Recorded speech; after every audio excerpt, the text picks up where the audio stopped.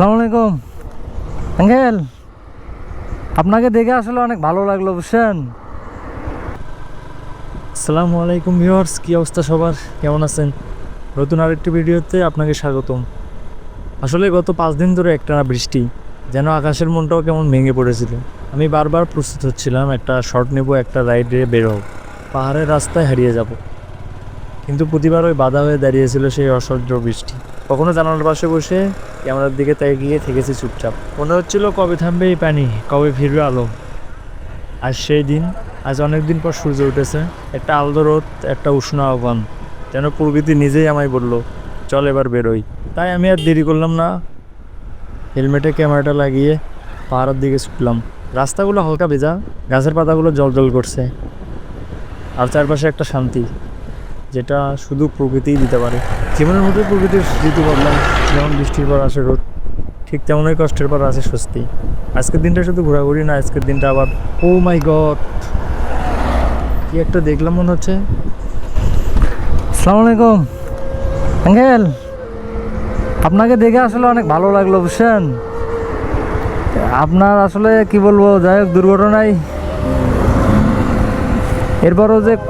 এরপরও যে কর্ম করতেছেন, এটা অনেক ভালো লাগলো আঙ্কেল। এখনও তো অনেক সুস্থ সবল মানুষ।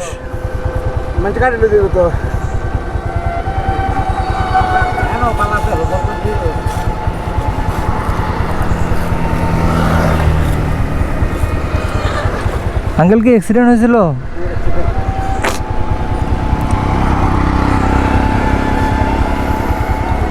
বলে আপনি লাগাইছেন নাকি ঘাস? ও আচ্ছা,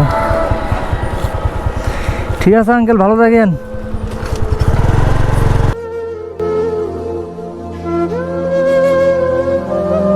দেখেন, আমরা প্রতিদিনই অভিযোগ করি জীবনের নানা সমস্যায়, কিন্তু একবার কি ভেবে দেখেছি এমন মানুষের কথা যাদের দুই পা নেই, তবুও তারা কারো কাছে হাত পাতেন না। তিনি আরও বললেন, ভিক্ষা করা লজ্জার, কিন্তু নিজের ঘামে খাওয়াটা গর্বের। এমন মানুষদের গল্প আমাদের মনে করিয়ে দেয় জীবনের সব কিছু থাকা সত্ত্বেও আমরা কত কিছু হারিয়ে ফেলেছি। সততা, সাহস, আত্মমর্যাদা, তার মুখে হাসি, চোখে দৃষ্টতা। আমরা যারা সুস্থ দিয়ে অলসতায় দিন কাটাই, তাদের এই জীবন যেন চোখে আঙ্গুল দিয়ে শিক্ষা দেয়। চলুন তার এই গল্প অন্যদের সঙ্গে শেয়ার করি, আর মানুষকে উদ্বৃত্ত করি। ভিক্ষার বদলে পরিশ্রম বেছে নিতে হবে, সম্মান নিয়ে বাঁচতে হবে। আজকে এ পর্যন্তই, দেখা হবে পরবর্তীতে নতুন কোনো ভিডিওতে। আসসালামু আলাইকুম।